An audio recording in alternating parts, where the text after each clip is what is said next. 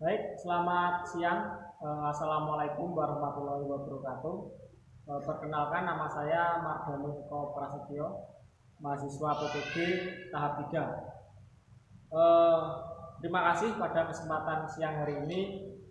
Kami mencoba untuk menjelaskan tentang prosedur pemeriksaan kerataan kepala silinder.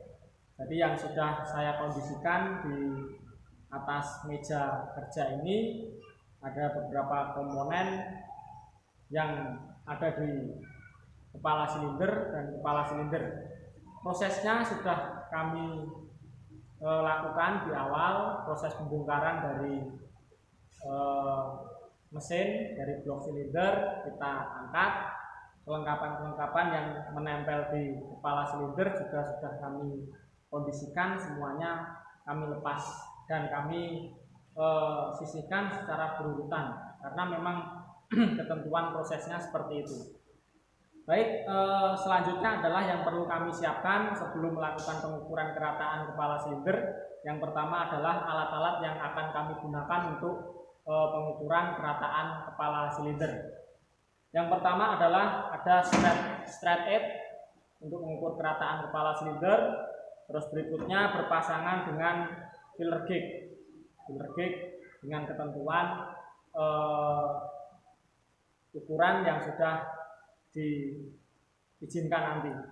Berikutnya adalah kami juga mempersiapkan report sheet, lembar kerja untuk pengisian data penulisan hasil dari pemeriksaan kerataan, dan didukung pula dengan buku manual karena yang kami lepas ini adalah mesin Kijang Toyota Kijang 5K seri 5K. Maka untuk panduan buku praktek untuk referensi spesifikasi dan nanti menyimpulkan hasilnya bisa kami dapat dari buku manual tersebut. Berikutnya langkah awal yang akan kami lakukan adalah pemeriksaan kerataan kepala silinder. Nanti ada beberapa tahapan. Yang pertama untuk pengukuran kepala silinder yang berhubungan dengan blok silinder. Nanti ada ketentuannya, prosesnya ada A, B, C, D, E, dan F.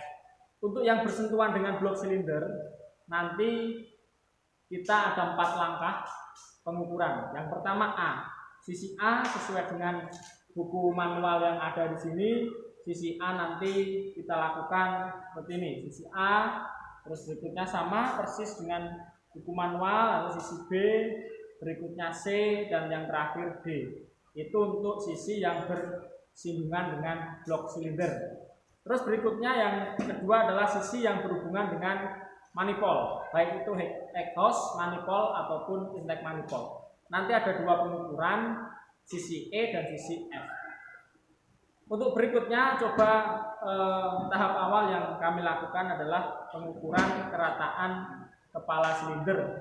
Untuk prosesnya sudah kami siapkan tadi straight edge untuk mengetahui kerataan kepala silinder. Terus yang kedua adalah filler gauge. Sebelum melakukan pengukuran, kami biasakan dengan melihat buku manual karena hasil dari pemeriksaan, hasil dari pengukuran kerataan nanti bisa disandingkan dengan spesifikasi yang diizinkan. Yang pertama untuk menggunakan straight edge untuk pengukuran kebentokan maksimum kerataan kepala silinder yang berhubungan dengan blok silinder maksimal adalah 0,05 mm. Jadi hasilnya jika di atas 0,05 mm atau di atas 0,05 mm bisa disimpulkan tidak baik atau tidak rata. Maka dari itu mulai kita ukur untuk sisi yang A sesuai dengan buku manual. Sisi A akan kita ukur terlebih dahulu dengan spesifikasi 0,05 mm maksimum, dan filler di sini yang paling rendah tipis adalah 0,05 mm. Coba kita masukkan 0,05 mm filler gauge ini ke sisi antara straight edge dan kerataan kepala silinder permukaan.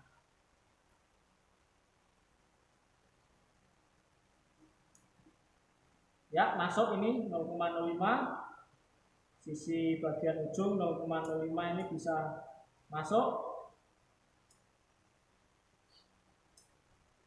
Oke, baik, kita coba untuk memberikan angka yang di atasnya 0,05 yaitu 0,10.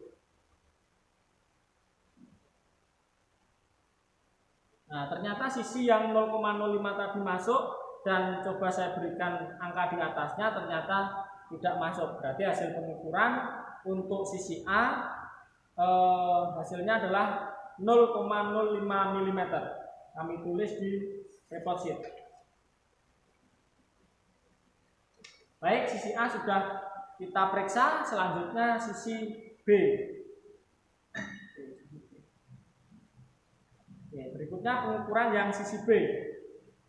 Coba kita masukkan 0,05 mm.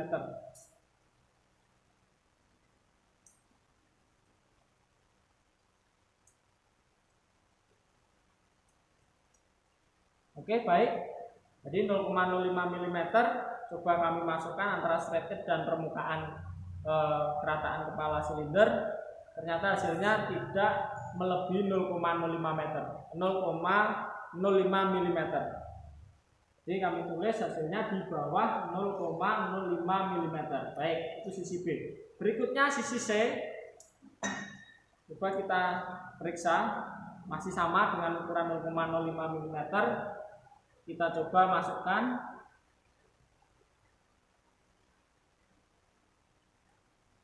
Dan hasilnya ini masuk. Nah, sisi ini masuk. Oke. Nah, jadi sisi C ini banyak pemeriksaan yang ketiga atau yang C ini memang banyak 0,05 mm bagian-bagian permukaan bisa masuk 0,05 mm. Kita akan coba kasih di atasnya 0,10.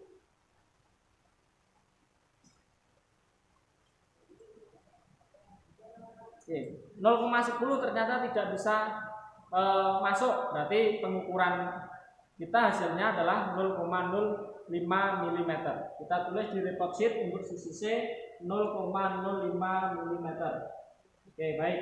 Berikutnya adalah D atau yang keempat, sisi D adalah, coba kita lihat hasil pengukurannya.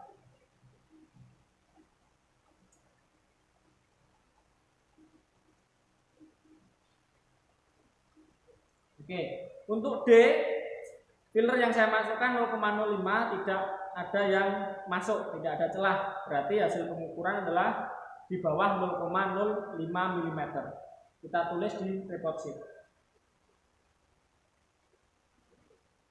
Baik, untuk permukaan head cylinder yang berhubungan dengan blok silinder sudah kita ukur, ada 4 tahap. Berikutnya adalah pengukuran blok kepala silinder yang berhubungan dengan manifold. Coba kita ukur, atau sisi E dan sisi F.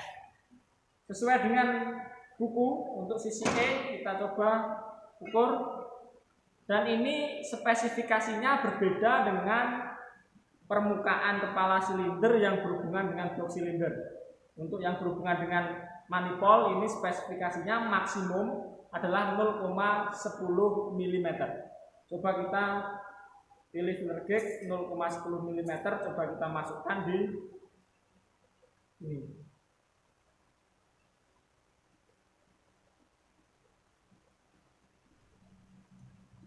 Oke, coba kita masukkan 0,05. Oke, masuk.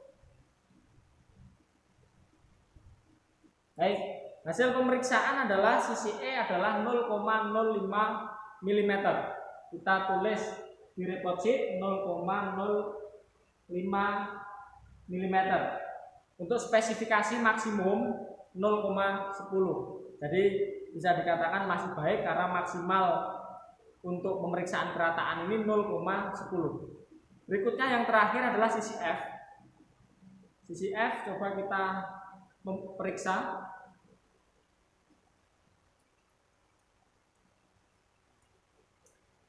Oke. Baik, untuk yang sisi F kurang dari 0,05 mm karena saya masukkan tidak ada celah untuk memasukkan 0,05 mm. Jadi hasilnya bisa kita tulis di report sheet 0 kurang dari 0,05 mm. Baik. Oke. Untuk pengukuran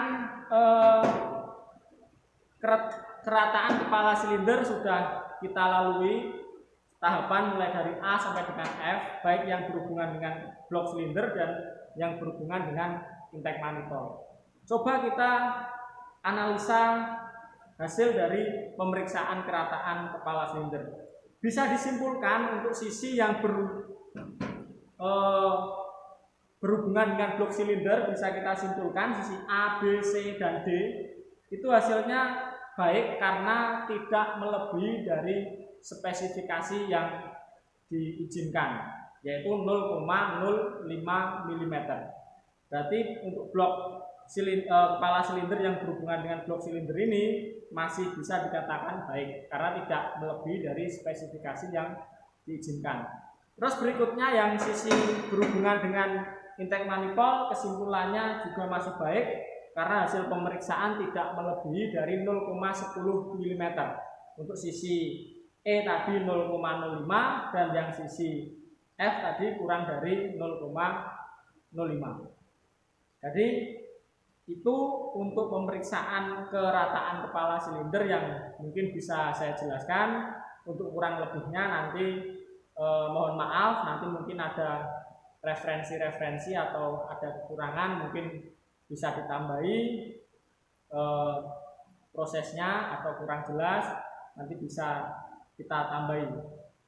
Mungkin itu yang bisa saya sampaikan untuk kegiatan pemeriksaan kepala silinder, karena hasil pengukuran ini nanti untuk menyimpulkan apakah kepala silinder yang kita periksa ini, silinder yang kita periksa ini masih dalam keadaan baik atau tidak. Dan nanti jika baik berarti masih bisa dipakai. Seandainya nanti rekomendasinya tidak baik berarti harus ada langkah berikutnya untuk memperbaiki kepala silinder tersebut. Mungkin itu yang bisa saya sampaikan pada siang hari ini. Kurang lebihnya saya mohon maaf. Wassalamualaikum warahmatullahi wabarakatuh.